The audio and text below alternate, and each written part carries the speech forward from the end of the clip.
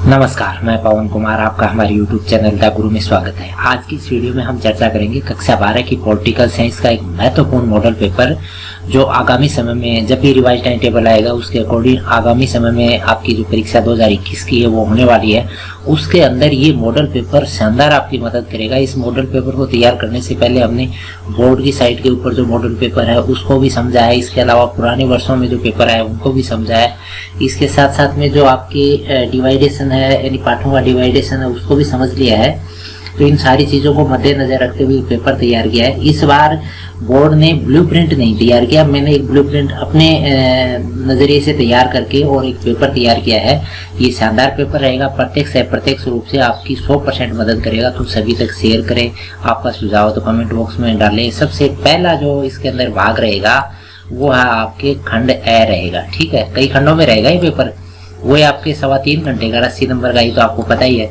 तो इसका जो खंड ए रहेगा, इसका पहला जो क्वेश्चन रहेगा ऑब्जेक्टिव एबसदा में रहेंगे। ये आपके 10% रहेंगे एक एक नंबर के, तो ये 10 नंबर आपके बड़े शानदार नंबर रहेंगे। ठीक है, तो इसके अंदर पहला प्रश्न हम देख लेते हैं। प्लेटो के न्याय के सिद्धांत की व्याख्या कौन सी पुस्तक में करी गई? तो प्लेटो का न्याय तो ये है आपकी प्लेटो की किताब रिपब्लिक, शानदार किताब है।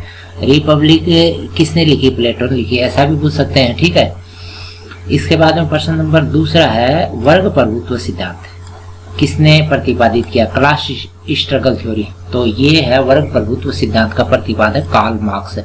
कार्ल मार्क्स की भी बहुत सारी किताब है, वो भी आप ध्यान में रखना। ठीक है, वैसे मार्क्सवाद इस बार हटा दिया है, तो आपके ये जो वाद थे हटने से बड़ा बेनिफिट हो गया। तो इस बार जो सिलेबस है बड़ा शानदार सिलेबस है, और इस शानदार सिलेबस में ये जो मॉडल पेपर है तो ये आपके लिए बड़ी मदद करेगा और आप अच्छा स्कोर करेंगे। मुझे तो लगता है कि 75+ का स्कोर सारे स्टूडेंट कर लेंगे जो इस मॉडल पेपर से जुड़ेंगे। अगला प्रश्न है पॉलिटिकल सोशलाइजेशन पुस्तक का लेखक कौन है? तो पॉलिटिकल सोशलाइजेशन पुस्तक का लेखक है हर्बर्ट साइमन। तो हर्बर्ट साइमन ने कौन सी किताब लिखी? ये प्रश्न भी आया कई बार, पॉलिटिकल सोशलाइजेशन लिखी। ठीक है, इसके बाद में अगला प्रश्न है नीति आयोग का गठन कब हुआ? तो ये होता है 1 जनवरी 2015 को, तो वह ऑप्शन सही रहेगा। तो एक चीज और ध्यान में रखना, 1 जनवरी 2015 से देश के अंदर नीति बनाने का काम कौन करता था? योजना आयोग करता था। इसके बाद में नेक्स्ट प्रश्न है अंतर्राष्ट्रीय ओजोन दिवस। ठीक है ना, ये कब मनाया जाता है? तो ये मनाया जाता है 16 अक्टूबर को। इस पाठ के अंदर दिवस और है, जैसे जल दिवस है, पर्यावरण दिवस है, पृथ्वी दिवस है, वो भी आप याद रख लेना। इसके साथ साथ में अगला प्रश्न देखें हम, नीति निर्देशक तत्व है। ठीक है, नीति निर्देशक तत्व किस देश के संविधान से लिए गए हैं? तो ये लिए गए हैं आयरलैंड के संविधान से। ठीक है, अपने संविधान में बहुत सारी चीजें हमने बाहर के संविधानों में अच्छी अच्छी चीजें थी वो ली हैं, तो नीति निर्देशक तत्व कहाँ से लिए? आयरलैंड से। बाकी इंग्लैंड, फ्रांस और जर्मनी से भी कुछ चीजें ली है, वो भी आप ध्यान में रखें। इसके बाद में वर्तमान में भारतीय संविधान में नागरिकों को कितने मौलिक अधिकार दिए गए? ठीक है ना, अपने संविधान मूल संविधान में तो 7 मौलिक अधिकार थे, लेकिन बाद में क्या हुआ, एक मौलिक अधिकार को हटा दिया। अब कितने बचे हैं? 6 मौलिक अधिकार बचे हैं। ठीक है, कौन सा मौलिक अधिकार हटा दिया? आपको याद होगा, संपत्ति का मौलिक अधिकार हटा दिया। ठीक है, ध्यान में रखें इसको। इसके बाद में अगला जो प्रश्न है, राज्यसभा के सदस्यों का कार्यकाल कितने वर्ष होता है? तो राज्यसभा का कार्यकाल अपन देखो हर कार्यकाल 5 वर्ष का ही ध्यान में रखते हैं, जैसे MLA, MP, सरपंच, प्रधानमंत्री सबका 5-5 साल होता है। तो राज्यसभा का ही कार्यकाल जो है सामान्य से अलग है, ये 6 वर्ष का है। ठीक है, तो ऑप्शन क्या रहेगा? सही। इसके बाद में अगला जो प्रश्न है, भारत में जनहित याचिका की शुरुआत। ठीक है, जनहित याचिका यानी ये शुरुआत से नहीं थी, बाद में शुरू हुई है। कब से शुरू होती है? 1979 से। ठीक है, ए ऑप्शन सही रहेगा।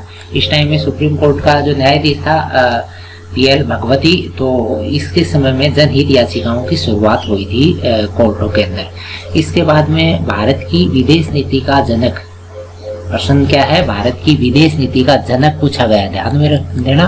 क्या पूछा है? जनक। तो इसका आंसर तो यही हो जाएगा, पंडित जवाहरलाल नेहरू पहला प्रधानमंत्री था, इन्होंने विदेश नीति तय करी थी। इसके अलावा देखो ये जो ऑप्शन है ना, ये भी जैसे इंदिरा गांधी है, अटल बिहारी वाजपेयी, नरेंद्र मोदी, इनकी विदेश नीति बेहतरीन है, लेकिन प्रश्न क्या है? जनक पूछा है इसने, यानी विदेश नीति का जनक तो उसमें पंडित जवाहरलाल नेहरू ही आएगा। इसके बाद प्रश्न नंबर 2 से 8 तक के जो उत्तर है ना, आपने को कैसे देने, शॉर्ट आंसर है, एक एक लाइनों में देने या वन वर्ड टाइप है। तो ये देखते हैं पहला प्रश्न, अज्ञानता का पर्दा, ये सिद्धांत किसने दिया? बहुत अच्छा प्रश्न है, बहुत बार परीक्षाओं में आया है। तो अज्ञानता के पर्दे का सिद्धांत किसने दिया था? ध्यान में रखना, ये सिद्धांत दिया था जॉन रॉल्स ने। ठीक है, तो ऐसा भी पूछ सकते हैं, जॉन रॉल्स के द्वारा प्रतिपादित न्याय का सिद्धांत कौन सा है? तो अज्ञानता के पर्दे का सिद्धांत है। इसके बाद में अगला प्रश्न है, एलन बाल के द्वारा लिखी हुई पुस्तक का नाम है। तो इस पुस्तक का नाम है आधुनिक राजनीति और सरकार। आधुनिक राजनीति और सरकार। फिर अगला प्रश्न है, वैश्वीकरण का क्या अर्थ है? वैश्वीकरण का क्या अर्थ है? तो देखो, वैश्वीकरण क्या है? एक देश का दूसरे देश यानी पूरे विश्व या अन्य देशों के साथ एकाकार हो जाना, एकीकृत हो जाना, जिसके अंदर आपकी वस्तु, सेवा, श्रम, पूंजी सब चीजें एकदम फ्रीली आना जाना कर सके, वो कॉन्सेप्ट क्या है? एकीकरण, सॉरी वैश्वीकरण है। इसके बाद में अगला प्रश्न है, नर्मदा बचाओ आंदोलन। तो ये किससे संबंधित है? नर्मदा बचाओ आंदोलन संबंधित है। नर्मदा नदी गुजरात में है। इस नदी के ऊपर छोटे बड़े जो डैम बन रहे हैं, निर्माणाधीन है, इनको रोकने के लिए ये आंदोलन चला और इसका नेतृत्व किया था एक मेघा पाटेकर नाम की महिला ने। तो ये है आपकी नर्मदा बचाओ आंदोलन। इसके बाद में बांग्लादेश की स्वतंत्र स्थापना कब हुआ, स्वतंत्रता कब मिली, ये की बात है। तो ये होता है मार्च 1971 में। बांग्लादेश पहले वर्तमान पाकिस्तान का ही एक भाग था और 1971 की लड़ाई के बाद में बांग्लादेश एक स्वतंत्र देश के रूप में बना और उस समय भारत की प्रधानमंत्री कौन थी? इंदिरा गांधी। ठीक है, तो ये मार्च 1971 की घटना है। फिर गुट निरपेक्ष आंदोलन के संस्थापक कौन थे?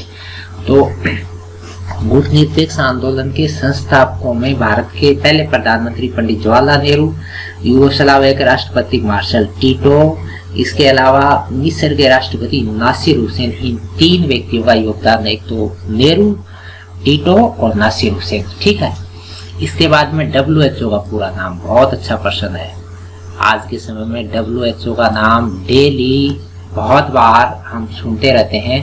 यानी वर्तमान में जो महामारी चल रही है, इस महामारी के संबंध में जो भी कंट्रोल की गाइडलाइन है या इसके फैलने की गाइडलाइन है या इसकी मेडिसिन संबंधित जितनी भी सारी बातें हैं, वो सारी WHO के द्वारा ही रेगुलेट होती है। तो ये क्या है?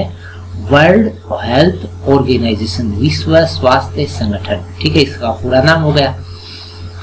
ये विश्व लेवल पे बीमारियों से संबंधित या स्वास्थ्य से संबंधित पूरे प्रोटोकॉलों का क्या करता है? कोऑर्डिनेशन करता है।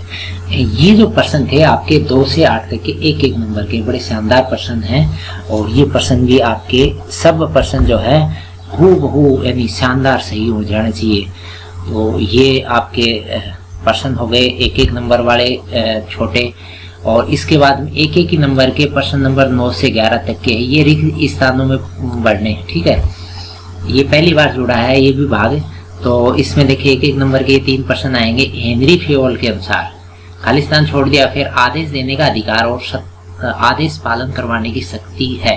तो ये ऊपर देखो खालिस्तान में बढ़ना है अपने को। तो इसमें क्या आएगा? इसमें आएगा देखो हेनरी फेयोल की महत्वपूर्ण परिभाषा। ये किससे जुड़ी हुई परिभाषा थी?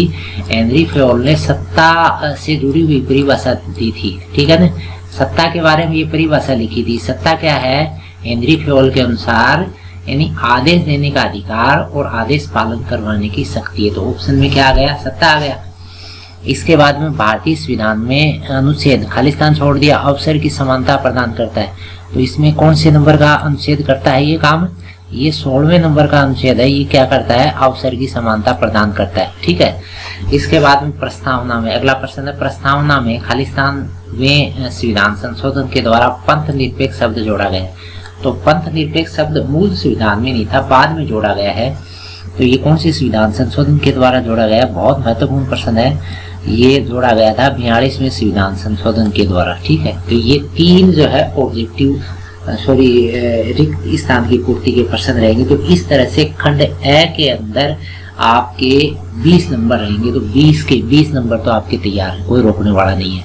इसके बाद में अगला जो भाग आएगा वो खंड ब आएगा। ये 2-2 नंबर के प्रश्न रहेंगे। ठीक है, तो ये प्रश्न थोड़े से आपको यानी 4-5 लाइनों में इनके आंसर करने हैं। इसके अंदर देखो पहला प्रश्न है, प्रश्न नंबर 12 रहेगा ये। पहला प्रश्न कानूनी न्याय। तो कानून, मैं इनका थोड़ा सा विवरण बता देता हूँ। तो कानूनी न्याय क्या है, यानी इसके अंदर क्या आएगा, यानी वो सारे नियम और कानून शामिल हो जाएंगे जिनका नागरिक स्वाभाविक रूप से अनुसरण करते हैं, ठीक है ना। ऐसा सिस्टम कानूनी न्याय हो जाएगा, ठीक। तो आप इसको अपने हिसाब से 3 या 4 5 लाइनों में इसको लिखें।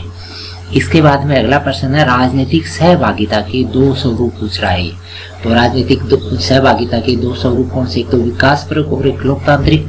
और आप इसको थोड़ा थोड़ा हर एक के 2-2 लाइन लिखोगे तो आपकी 5 लाइन हो जाएंगी। इसके बाद में नेक्स्ट प्रश्न नंबर 14, आरंभक क्या है। आरंभक क्या होते हैं, आरंभक होते हैं प्रस्ताव तैयार करवाने वाले, ठीक है ना। यानी अपने यहाँ सिस्टम नहीं है ये ऐसा, लेकिन जैसे स्विट्जरलैंड जैसे देशों में है, स्वयं मतदाता किसी कानून या कोई संविधान संशोधन से संबंधित कोई ड्राफ्ट तैयार करता है तो वो जी क्या कहलाती है, वो कहलाती है आरंभक। इसके बाद में अगला प्रश्न नंबर 15 देखो, ये है कुछ आपका विवेक लगा के इनके आंसर देने होंगे आपके मतानुसार। ऐसे प्रश्न भी आएंगे, ठीक है। नियोजन किसी देश के विकास के लिए क्यों जरूरी है। नियोजन क्या होता है, प्लानिंग, ठीक है। इसके 2 कारण हैं। तो देखो प्लानिंग क्यों जरूरी है, आपको पता है प्लानिंग के बगैर गरीबी दूर नहीं हो सकती। तो ये सारी चीजें आप लिख दो, यानी जो असमानता है उसको दूर करना, गरीबी को दूर करना, संसाधनों का सही उपयोग, बेरोजगारी की समस्या का निराकरण, ये सारे जो है ना इसके अंदर आप मेंशन कर देना। फिर अगला प्रश्न है 16 नंबर, महिला सशक्तिकरण के लिए 2 सुझाव। 2-2 नंबर के प्रश्न है। तो 2 सुझावों में आप जैसे एक तो एजुकेशन बढ़ेगी, इसके अलावा राजनीति या नौकरियों में महिलाओं का प्रतिनिधित्व बढ़ जाएगा, तो सशक्तिकरण हो जाएगा। इससे जुड़ी हुई बातें आप लिख सकते हैं। फिर विधि का शासन क्या है, यानी विधि का शासन का मतलब कानून का शासन है, ठीक है। कानून के अंदर जैसी बातें हैं उस तरीके से शासन व्यवस्था स्थापित हो जाए, विधि का शासन है। फिर ये अच्छा प्रश्न 18 नंबर देखो, लोकसभा सदस्य बनने के लिए योग्यता। ये एक आंसर याद रख लो, चाहे आप राज्यसभा जाए फिर किसी का जाए वो आप कर सकते हो। तो एक तो पहली बात तो है लोकसभा सदस्य जो अपन सांसद बोलते हैं ना एरिया में, MP सांसद, उसकी बात कर रहा है। तो एक तो पहली बात है उम्र याद रखना, उम्र कितनी होगी, 25 साल। 25 साल उम्र होनी चाहिए, यानी वो चुनाव लड़े तो। इसके अलावा वो कोई लाभ के पद पर नहीं हो, भारत का नागरिक हो, किसी भी न्यायालय के द्वारा पागल या दिवालिया घोषित नहीं हो।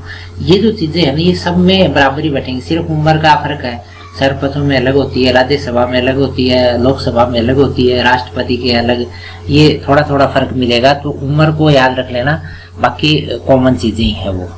इसके बाद में अगला जो प्रश्न नंबर 19 है, विश्व शांति में सुरक्षा परिषद की क्या भूमिका है, ठीक है ना।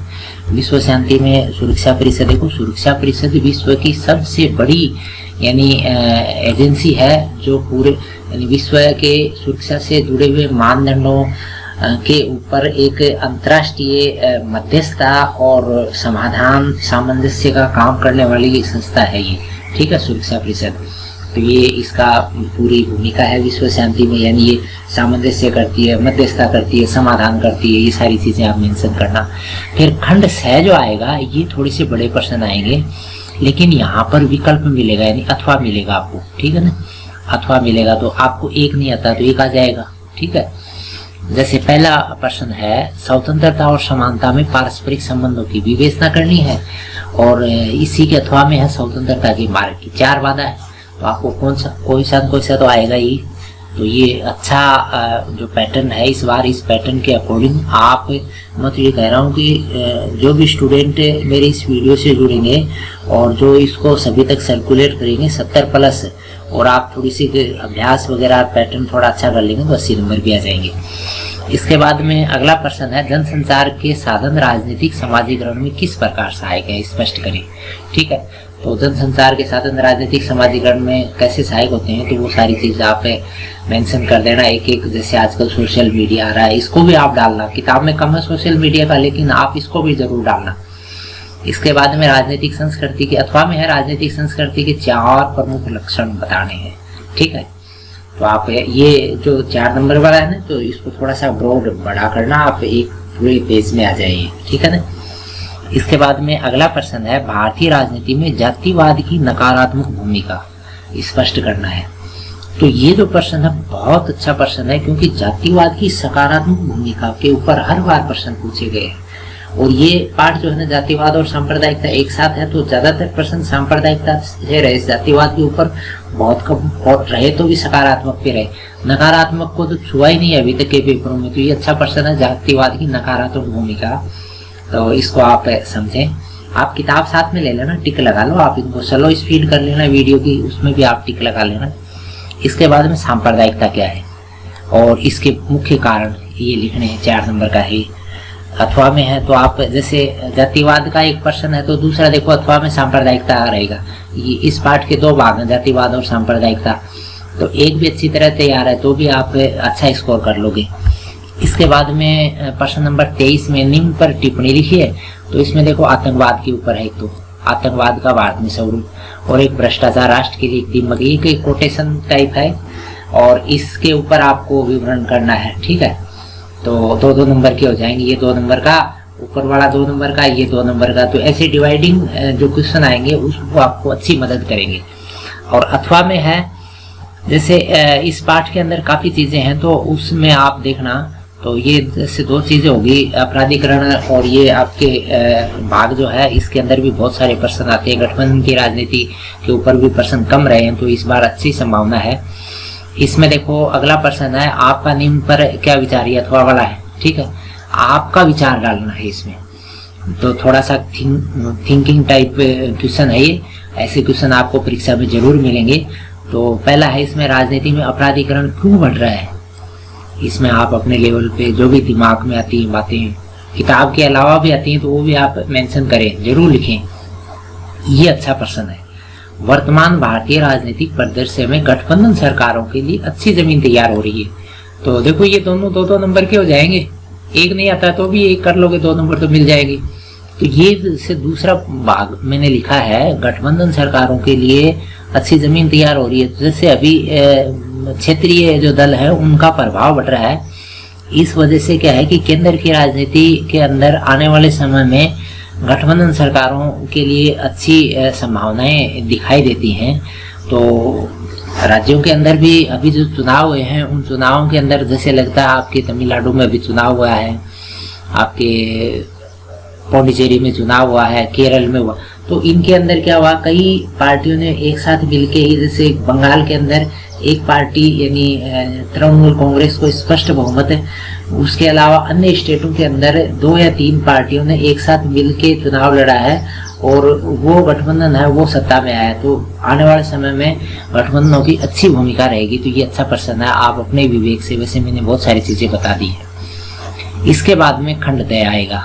खंड दय के जो क्वेश्चन आएंगे ये और थोड़े से विस्तार पूर्वक इनके आंसर करने पड़ेंगे। ये 5-5 नंबर रहेंगे खंड दय के, अथवा मिलेगा इसमें भी, तो ये आपकी अच्छी मदद करेगा।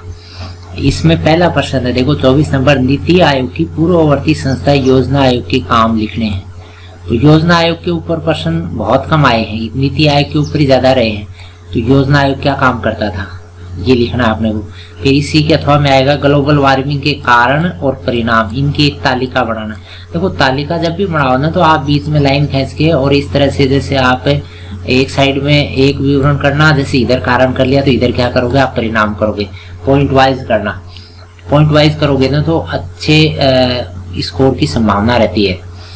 इसके बाद में अगला प्रश्न है प्रश्न नंबर 25। देखें, आपके मतानुसार भारतीय संविधान में संघीय व्यवस्था में कौन से लक्षण हैं, किन्हीं 5 की विवेचना कीजिए।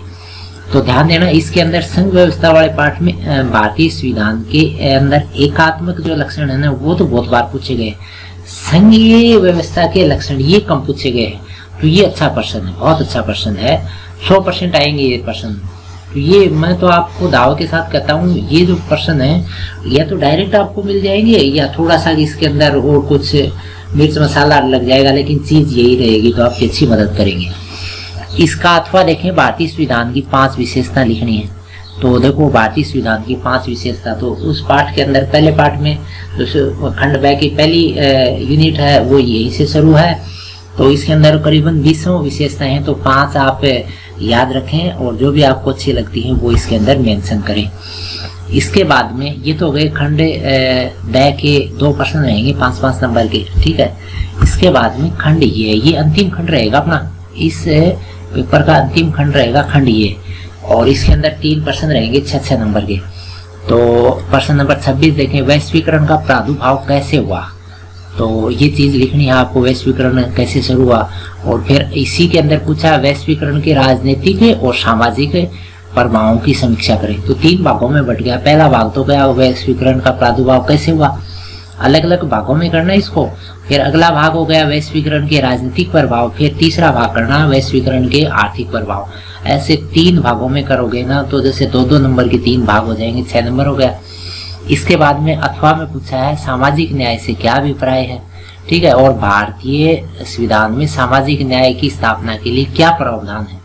तो इसमें 2 खंड हो गए। तो पहले में तो आप सामाजिक न्याय को समझाओ और फिर भारतीय संविधान के अंदर सामाजिक न्याय को स्थापित करने के लिए जो भी आपके अनुच्छेदों में जिक्र है, जैसे इस अनुच्छेद में ये चीज है, इसके अंदर इनकी रोजगार की व्यवस्था है, इसके अंदर बच्चों के लिए ये होना चाहिए, इसके अंदर महिलाओं के लिए होना चाहिए, इसके अंदर गरीबों के लिए, ये सारे पॉइंट्स जो हैं आप इसके अंदर मेंशन कर सकते हैं।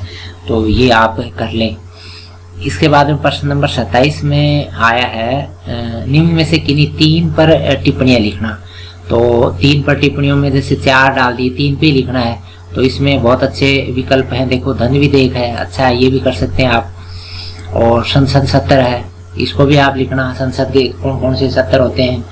और इसके बाद में विधि निर्माण प्रक्रिया, संसद में विधि निर्माण कैसे होती है वो कर सकते हैं आप। फिर संसद गणपूर्ति कोरम यानी कितने आदमी आए, राज्यसभा में कितने लोग गणपूर्ति के लिए वो चीज जो है वो आप कर सकते हैं। तो 4 में से कोई से भी 3 आप कर लेना। इसके बाद में इसके अथवा में देखो जो प्रश्न है वो आपकी न्यायपालिका वाला आएगा। तो एक प्रश्न जो है एक भाग से आ जाएगा तो दूसरा दूसरे भाग से आ जाएगा। एक भाग भी अगर आपका अच्छा याद है, जैसे इस यूनिट के अंदर 2 भाग बचे हैं तो एक भाग में से तो प्रश्न बड़ा रहेगा ही रहेगा। इसमें देखो पूछा है निम्न में से किन्हीं 3 पर टिप्पणियां, वही 4 दे दी, 3 पर टिप्पणियां पूछ रहा है। न्यायिक सक्रियता, ठीक है, या न्यायपालिका की स्वतंत्रता, और सर्वोच्च न्यायालय का मौलिक क्षेत्राधिकार, और सर्वोच्च न्यायालय का रीट संबंधी क्षेत्राधिकार। जो भी आपको सुटेबल लगते हैं 4 में से 3 वो कर सकते हैं। फिर अगला प्रश्न है, यानी अगला क्या अंतिम ही आ गए, प्रश्न नंबर 28 प्रश्न आएंगे इस तरह से। तो इसमें पूछा है निम्न को समझाना है।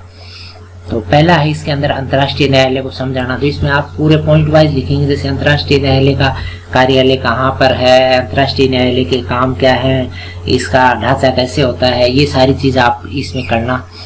फिर इसके बाद में दूसरा है संयुक्त राष्ट्र संघ महासभा के काम करने हैं, पॉइंट वाइज करना ही, जैसे 1 काम 2 काम 3, फिर पैरा छोड़ के ऐसे करना आप ये। फिर तीसरा है यूएनओ, संयुक्त राष्ट्र संघ की प्रासंगिकता क्या है, वर्तमान संदर्भ की बात करें। तो ये 3 है। इसके साथ अथवा में जो प्रश्न रहेगा वो भी अच्छा प्रश्न है, बहुत कम आया है, परीक्षा में गुंजाइश है इसकी। तो ये प्रश्न है गुट निरपेक्ष आंदोलन की आज भी प्रासंगिकता बरकरार है, इस कथन के पक्ष में अपने तर्क दीजिए। तो गुट निरपेक्ष आंदोलन यानी आज के संदर्भ में भी अच्छा है, बुरा नहीं है। तो क्यों अच्छा है इसके बारे में आप अपने जो भी विचार आते हैं वो सारे लिखें, किताब में दे रखे हैं। तो ये जो प्रश्न है इनको आप किताब के अंदर टिक लगा लेना, इसका PDF नीचे से डाउनलोड करके और आप अभ्यास करना। तो ये प्रश्न जो है आपको परीक्षा के अंदर 100% मदद करेंगे, सीधे या थोड़ी सी घुमा फिरा के आ जाएंगे। कुल मिला के मदद तो आपकी होगी होगी। तो आगामी समय में भी हम आपकी मदद के लिए कुछ अन्य सामग्री भेजेंगे, आप हमसे जुड़े रहें। और आपने वीडियो पूरा समझा, आपको इसका अवश्य फायदा मिलेगा। आप कमेंट बॉक्स में अपने सुझाव जरूर डालें। धन्यवाद।